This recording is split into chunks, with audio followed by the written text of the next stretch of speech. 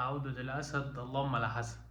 أخيرا عودة إمام عاشور لقائمة النادي الأهلي لمباراة شبيبة القبائل. القائمة نزلت بتاعة الماتش والماتش خلاص بكرة. إن شاء الله بداية موفقة للنادي الأهلي، بداية المشوار الأفريقي مع يسترو في دور المجموعات، طبعا بعد ما وقعنا في مجموعة صعبة. فأول مباراة تبقى على استاد القاهرة بالساعة الكاملة بتاعة الجماهير. نتمنى إن احنا نشوف جمهور بقى النادي الأهلي بكرة موجود كله مالي الاستاد بيشجع. نشوف بقى الرابطة على حقه حقيقي، يعني زي ما شفناها في الماتش اللي كان في اسكندرية.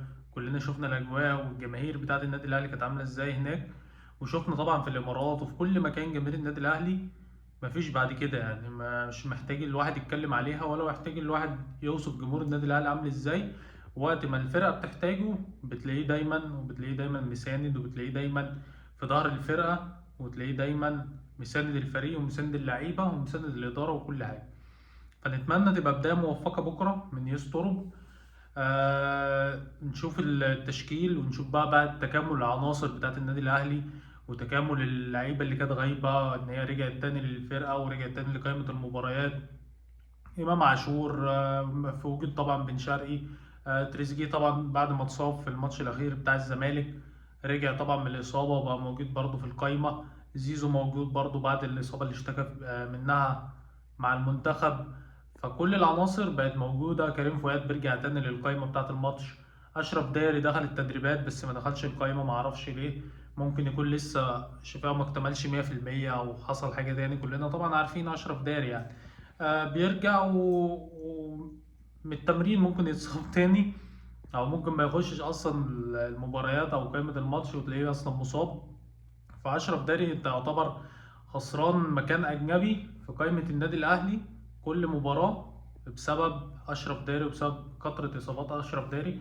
فاتمنى ان احنا نتخلص منه يعني في يناير ونشوف لعيب بديل كويس سواء مصري سواء محترف. بس في مصر اعتقد مفيش يعني حاجة حاليا متاحة كويسة.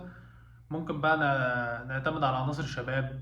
ممكن تجيب بقى محترف أجنبي يكون مدافع كويس، مدافع تقيل يسند معاك الحتة الدفاعية شوية لأن أنت عندك مشاكل كتير فيها. شفنا طبعا زي ما قلنا عودة كريم فؤاد تاني للقايمة. بنشوف دخول محمد شريف برضو عودته من الإصابة. حمزة عبد الكريم دخل برضو في القايمة بتاعة الماتش، ودي حاجة كويسة إن الراجل يعتمد على الشباب. ولما اتسأل في المؤتمر الصحفي قال أنا شفت الراجل وتابعته كويس. ودي أول يعتبر إن الراجل يدخل معاه التدريبات وكده. لسه الراجل أصلا داخل معاه لأول مرة قبل المباراة بتاعت شبط القبائل طبعا بعد ما رجع من المنتخب. واتكلم بشكل كويس عليه وقال لك انا من الناس اللي بتحب تطور الشباب وبتحب تدخل الشباب في المباريات والكلام ده. وده اللي متوقع من يوستروب ان احنا نشوفه الفترة الجاية، ان احنا نشوفه بيعتمد على عناصر الشباب او بيطور لنا حتة الشباب دي. وخصوصا لما شفنا مستوى الشباب بتاع النادي الاهلي في المباريات بتاعت منتخب الشباب. فانت عندك عناصر وعندك قطاع ناشئين كويس. اتمنى ان الراجل يبص عليه واتمنى ان الراجل يعتمد عليه. وده هتبقى حاجة كويسة وحاجة في مصلحة الفرقة وهتوفر عليك كتير. الأسعار المبالغ فيها كل ما لعيب يتألق في الدوري المصري أو يعمل له ماتشين تلاتة كويسين وتيجي تتفاوض معاه أو يطلع بس كلام إن الأهلي أو الزمالك أو بيراميدز مهتم باللاعب، بتلاقي الأسعار إيه ضربت في السماء. فطول ما أنت معاك قطاع ناشئين كويس الحتة دي هتغنيك عن المشكلة بتاعت التعاقدات والمبالغة في في أسعار اللعيبة سواء وخصوصا في الدوري المصري يعني. فأتمنى ده يحصل بكرة طبعا. لأول مرة بنشوف تكامل العناصر بتاعة النادي الأهلي سواء تريزيجيه موجود، زيزو موجود، بن شرقي موجود، إمام موجود، بن رمضان موجود، ومروان عطية وديانج.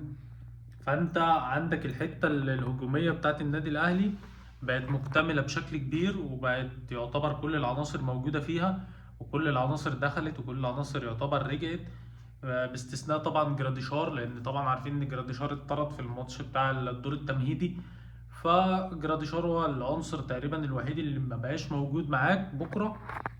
انما بقيه العناصر كلها يعتبر موجوده معاك في القائمه بتاعه الماتش ودخلت معاك في قائمه الماتش.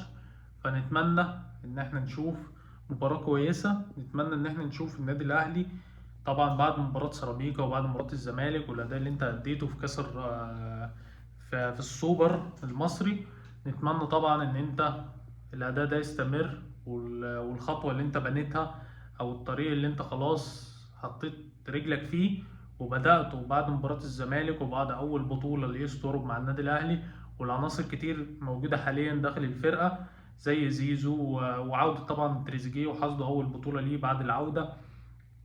كل العناصر دي فدي حاجة كويسة طبعا، ومنهم ياسين مرعي، فدي حاجة كويسة للعيبة وحاجة كويسة للمدير الفني زي ما اتكلمنا قبل كده. ونتمنى إن احنا نبني عليها الفترة الجاية، نتمنى نشوف أداء كبير من اللعيبة بكرة. نشوف العناصر بقى اللي رجعت من الإصابة وتكامل التشكيل وتكامل القائمة بتاعة الفرقة وكل الكلام ده. الراجل أيوه قال لك مش ممكن ما نعتمدش على اللعيبة اللي لسه راجعة من الإصابة على حسب جاهزيتها وكده، سواء هيبدأ أساسي أو بديل، بس أعتقد إن إمام ممكن ياخد بعض الدقايق لو المباراة مرتاحة بكرة.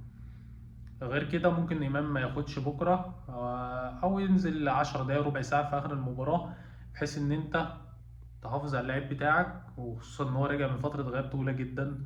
طبعا إمام عارفين كلنا إن هو كان غايب من أيام كأس العالم لما اتصاب في أول مباراة قدام إنتر ميامي، الإصابة اللي جت في كتفه. وبعد كده لما رجع حصل له طبعا الوعكة الصحية اللي حصلت له دي والفيروس والكلام ده، والراجل غاب تاني مرجعش اصلا ولا لعب مع النادي الاهلي. فالفترة الغياب كانت طويلة، فنتمنى ان احنا ايه ما نجازفش بيه، بحيث ان الراجل ايه يفضل معاك في المباريات الجاية، واكيد يستر مش هيعمل كده زي ما قال في المؤتمر الصحفي. هنشوف مين اللي هيلعب مهاجم بكرة، هل محمد شريف ولا هيحط طاهر تاني مهاجم، ولا ممكن نشوف حمزة عبد الكريم بقى وتبقى مفاجأة، بس ما اعتقدش حمزة يبدأ. ممكن نشوف شريف، ممكن نشوف حمزة مثلا في الشوط التاني لو المباراة برضه مرتاحة والمباراة كويسة.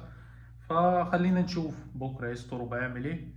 اشوفكم على خير بكرة بعد الماتش ان شاء الله. سلام.